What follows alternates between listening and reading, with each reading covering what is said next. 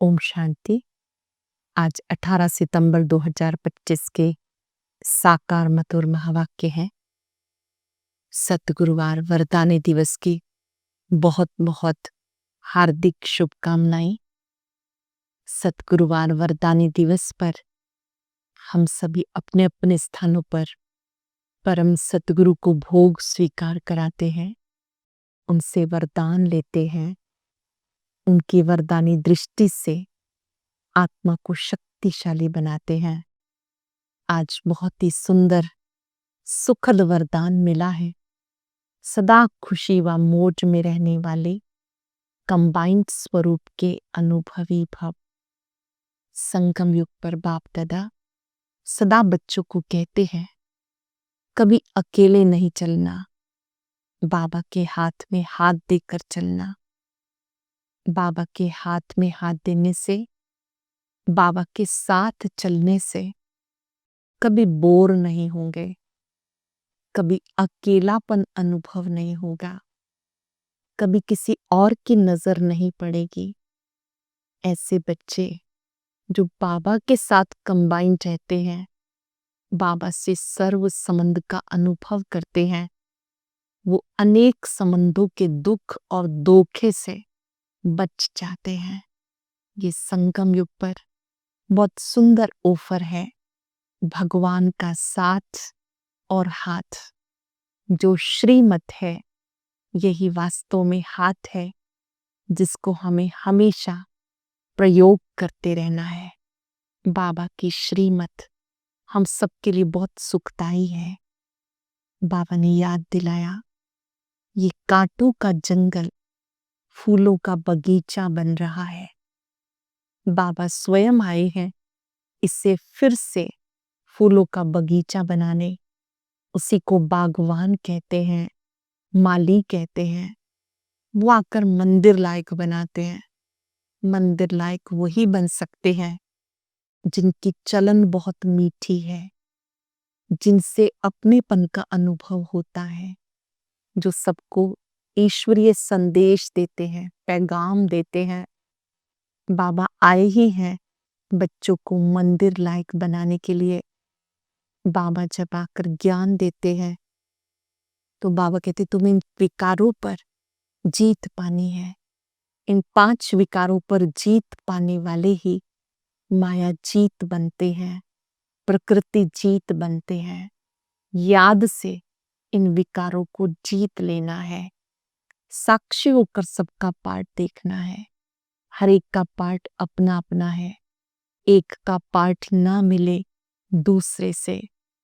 बाबा कहते, मैं जब तुम्हें पढ़ाई पढ़ाता हूं, इस पढ़ाई पर अटेंशन देना है। देह अभिमान में नहीं आना, देही अभिमानी होकर रहना है। बाबा ने बाप और दादा का राज समझाया कि ब्रह्मा बाबा और शिव बाबा, ये बात पिता और बाप दादा है। बाप दादा बच्चों को कहते हैं, अपने को आत्मा समझ शिव बाबा को याद करो, उनकी याद से आत्मा पावन बनेगी। आज हम सब बाबा के हाथ में हाथ देकर चलेंगे, अनुभव करेंगे हम अकेले नहीं, सर्वशक्तिवान 1000 भुजाओं वाले भगवान मेरे साथ हैं, मेरे अंग संग हैं। उनके साथ मैं सदा खुश मौज में हूं। सुनते हैं बाबा के मधुर बोल। बाबा ने कहा, मीठे बच्चे, जब तुम फूल बनेंगे तब ये भारत कांटों के जंगल से संपूर्ण फूलों का बगीचा बनेगा। बाबा आया है तुम्हें फूल बनाने के लिए। जब तुम फूल बनेंगे तब ये भारत कांटों के जंगल से संपूर्ण फूलों का बगीचा बनेगा। बाबा आया है तुम्हें फूल बनाने के लिए। क्वेश्चन है, मंदिर लायक बनने के लिए किन बातों पर विशेष ध्यान देना है? मंदिर लायक बनने के लिए किन बातों पे ध्यान देना है? मंदिर लायक बनना है तो चलन पे बहुत ध्यान दो। चलन बहुत मीठी और रॉयल होनी चाहिए। इतना मीठापन हो जो दूसरों को उसकी महसूसता आए। अनेकों को बाप का परिचय दो। अपना कल्याण करने के लिए अच्छी रीति पुरुषार्थ कर सर्विस पर लगे रहो। अपना कल्याण करने के लिए अच्छी रीति पुरुषार्थ कर सर्विस पर लगे रहो। गीत है, बदल जाए दुनिया ना बदलेंगे हम। ओम शांति। रूहानी बच्चे जानते हैं बाप ब्रह्मा द्वारा समझा रहे हैं। निराकार परम पिता परमात्मा प्रजापिता ब्रह्मा मुख से हमें समझा रहे हैं। ब्रह्मा के रथ द्वारा समझाते हैं। हम ये प्रतिज्ञा करते हैं श्रीमत पर इस भारत की भूमि को पतित से पावन बनाएंगे। भारत खास, दुनिया आम, सबको पतित से पावन बनने का रास्ता बताते हैं। इतने ख्यालात हर एक को अपनी बुद्धि में रखने हैं। बाबा कहते ड्रामानुसार जब तुम फूल बन जाएंगे, जब समय आ जाएगा तो संपूर्ण बगीचा तैयार हो जाएगा। सतयुग को बाबा फूलों का बगीचा कहते हैं, वो तैयार हो जाएगा। बागवान भी निराकार को कहा जाता, माली भी निराकार को कहा जाता है, साकार को नहीं। माली भी आत्मा है, ना कि शरीर। बागवान भी आत्मा है। बाबा समझाएंगे तो शरीर द्वारा, शरीर के साथ ही उनको माली बागवान कहा जाता है, जो इस विश्व को फूलों का बगीचा बनाते हैं। बगीचा था जहां देवी देवताएं रहते थे। भारत फूलों का बगीचा था जहां देवी देवताएं रहते थे। वहां कोई दुख नहीं था। यहाँ इस कांटों के जंगल में दुख ही दुख है। रावण का राज्य है, ये कांटों का जंगल है। 5 विकारों का राज्य है। फट से कोई फूल नहीं बनते। देवताओं के आगे जाके गाते हैं, हम जन्म जन्मांतर के पापी हैं, अजामिल हैं। ऐसी प्रार्थना करते हैं, अब आकर हमें पुण्य आत्मा बनाओ। समझते हैं अभी हम पाप आत्मा हैं, कोई समय हम पुण्य आत्मा थे। अब इस दुनिया में पुण्य आत्माओं के सिर्फ चित्र हैं, राजधानी के हेड्स के चित्र हैं। उनको ऐसा बनाने वाला निराकार शिव है। श्री लक्ष्मी नारायण का चित्र है, श्री राम सीता का चित्र है। उनको ऐसे बनाने वाला कौन? निराकार परमात्मा। राजयोग सिखाकर नर से नारायण, नारी से लक्ष्मी बनाते हैं। बाबा कहते इसी समय ये संगम युग पर पावन कार्य होता है। शिव का बहुत बड़ा लिंग बनाते हैं। कहते भी आत्मा स्टार मिसल है, तो जरूर बाप भी ऐसा होगा, परंतु उनकी पूरी पहचान नहीं। लक्ष्मी नारायण का विश्व में राज्य था, वहां पर सब सुखी होते हैं, कोई भी उनकी ग्लानि नहीं करता है। सतयुग के महाराजा महारानी सदा प्रसन्न चित्त, सदा हर्षित दिखाते हैं, वहां पर कोई भी ग्लानि नहीं करता है। बाबा कहते अब तुम बच्चों को दैवी गुण धारण करने हैं। ऐसी दुनिया में चलना है तो दैवी गुण धारण करने हैं। देवी देवताओं की सिर्फ महिमा नहीं करनी, उनके गुणों को अपने में लाना है। वो गार्डन है, ये है कांटों का जंगल, सब एक दो को दुख देते रहते हैं। लक्ष्मी नारायण का चित्र भी बहुत अच्छा बनाना चाहिए। मंदिरों में बहुत खूबसूरत चित्र बनाते हैं, कहाँ गोरा कहाँ सावरा चित्र बनाते।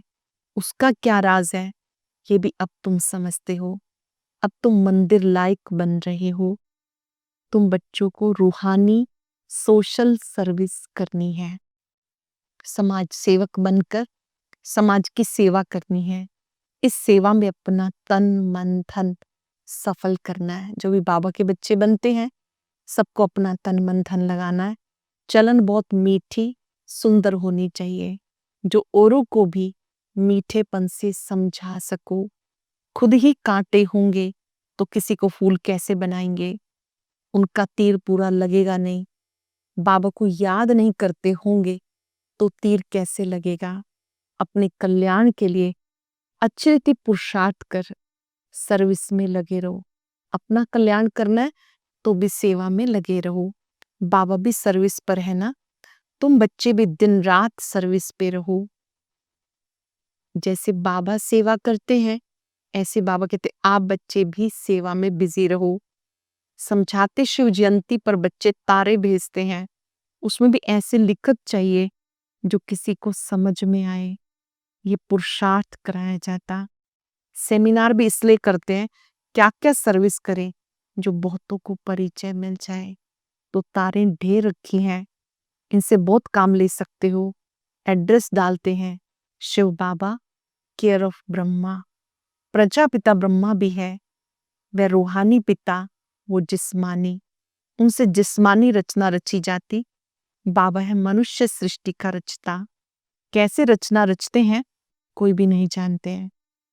निराकार शिव कैसे स्वर्ग की स्थापना करते हैं, ये रचना रचने का कार्य कोई भी नहीं जानते। कल्प कल्प आकर शूद्र से ब्राह्मण बनाते हैं, ब्राह्मण को देवता बनाते हैं। ब्राह्मणों की सर्विस बहुत ऊंची है। वे ब्राह्मण लोग खुद ही पवित्र नहीं तो औरों को कैसे बनाएंगे। बाबा कहते आप तो किसी को भी रक्षा बंधन पर तो राखी बांधते ही हैं, आगे पीछे भी आप राखी बांध सकते हो, क्योंकि आप पवित्रता की प्रतिज्ञा करते भी हो और कराते भी हो। ये मुख्य व्रत है जो शिव बाबा ने आकर के हम सबको याद दिलाया। पवित्र बनो, योगी बनो। जो मन वचन कर्म से पवित्र बनते हैं, संकल्प करते हैं पवित्र बनने का, यही सच्चा रक्षाबंधन है।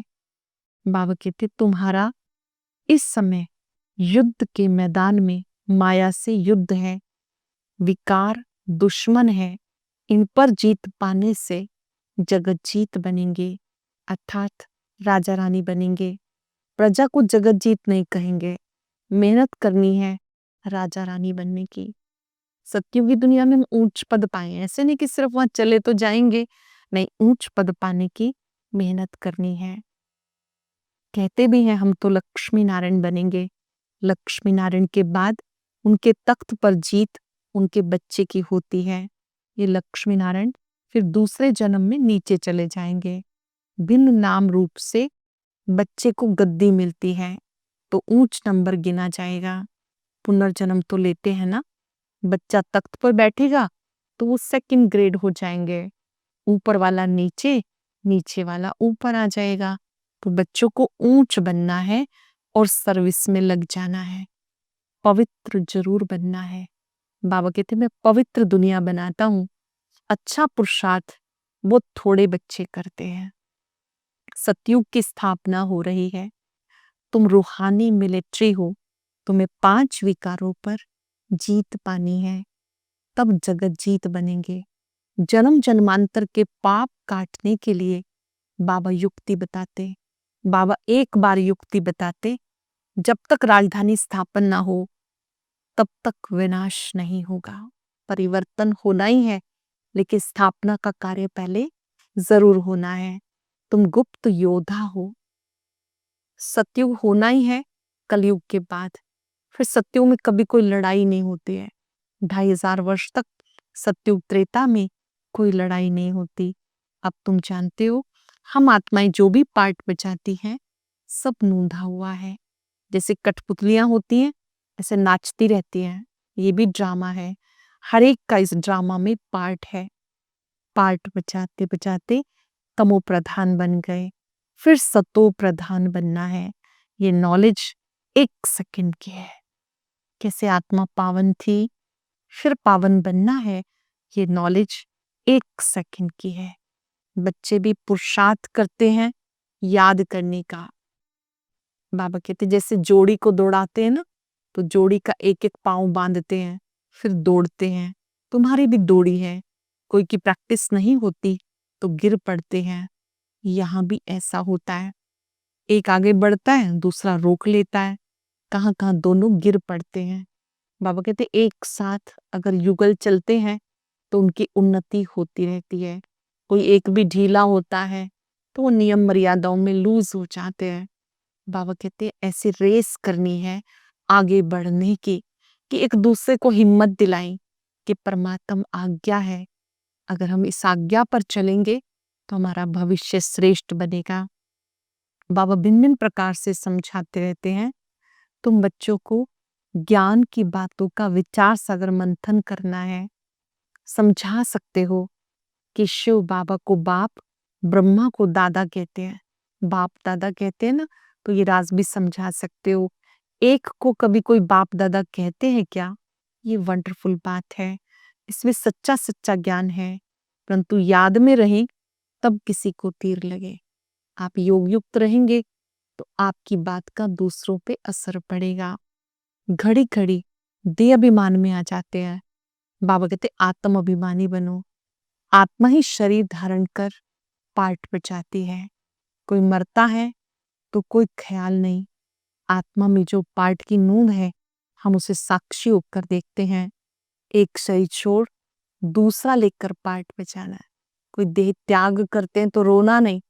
आत्मा एक शरीर छोड़ दूसरा लेकर पार्ट पे जाती है। इसमें हम कर ही क्या सकते हैं? ये ज्ञान भी तुम्हारी बुद्धि में है, वो भी नंबरवार। कईयों की बुद्धि में ठहरता नहीं, इसलिए किसी को समझा नहीं सकते। आत्मा बिल्कुल नहीं समझते हैं। बिल्कुल ही गरम तवा, तमो प्रधान पतित है, तो उन पर ज्ञान अमृत डाला जाता है तो ठहरता नहीं। जैसे गरम तवे पर पानी ठहरता नहीं। जिसने बहुत भक्ति की होगी उनको ही तीर लगेगा। भक्ति अच्छी की होगी तो तीर लगेगा। झट धारणा होगी। हिसाब ही वंडरफुल है। पहले नंबर में पावन, फिर वही पतित बनते हैं। कि समझने की बातें हैं। कोई की तकदीर में नहीं है तो पढ़ाई छोड़ देते हैं। बाबा कहते हैं आपको तो अटेंशन देकर पढ़ाई पढ़नी है। कोई कोई छोड़ के चले जाते हैं, भागंती हो जाते हैं। बाबा उन्हें याद करते हैं, उन्हें फिर से कहते हैं पुरुषार्थ करो, आगे बढ़ो। जो वक्त निकल गया उसे भूल जाओ, अब इसे पुरुषार्थ करो और बाबा का साथ और हाथ कभी नहीं छोड़ना। कोई की तकदीर में नहीं तो छोड़ के चले जाते। अगर छोटेपन से नॉलेज में लग जाएं तो धारणा अच्छी होगी। समझेंगे इसने बहुत भक्ति की है, बहुत होशियार हो गए। क्योंकि ऑर्गन्स बड़े होने से फिर समझ भी जास्ती आती है। जिस्मानी रूहानी दोनों तरफ अटेंशन देने से वो असर निकल जाता है। ये ईश्वरीय पढ़ाई है। फर्क है, परंतु जब वो लगन भी लगे, अच्छी तरह से लगन लगे तो आगे बढ़ते जाएं। अच्छा, मीठे मीठे सिक्के रदे बच्चों प्रति मात पिता बाप दादा का याद प्यार गुड मॉर्निंग। रूहानी बाप की रूहानी बच्चों को नमस्ते। रूहानी बच्चों की रूहानी बाप दादा को याद प्यार नमस्ते गुड मॉर्निंग। शुक्रिया बाबा, शुक्रिया। धारणा के लिए सार। रूहानी मिलिट्री बन 5 विकारों पे जीत पानी है। पवित्र जरूर बनना है।